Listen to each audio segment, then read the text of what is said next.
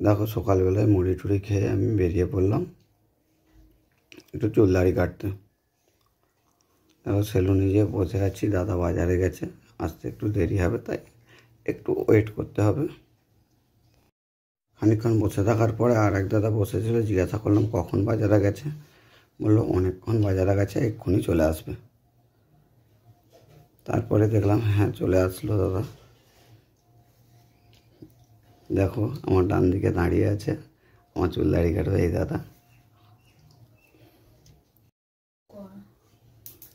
দেখো ফাইনালি চুল দাড়ি কাটা হয়ে গেল। চুল দাড়ি কাটার পরে দেখো ফাইনাল লুক কেমন লাগছে তোমরা সকলে কমেন্ট করে বলো। দেখো সারাদিনের শেষে বউকে বলেছিলাম আজকে বিরিয়ানি খেতে নিয়ে যাব।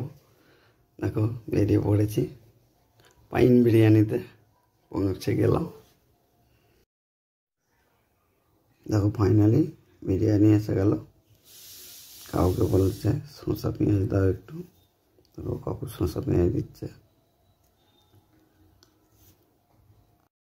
দেখো আমাদের দুজনের জন্য বিরিয়ানি বলেছিলাম আর ছেলের জন্য দুটো পকোড়া। দেখো ভিডিওটা এখানেই শেষ করলাম। এরকম ছোটো ছোটো ব্লগগুলো যদি তোমাদের ভালো লাগে লাইক কমেন্ট শেয়ার করে দিও একটা করে।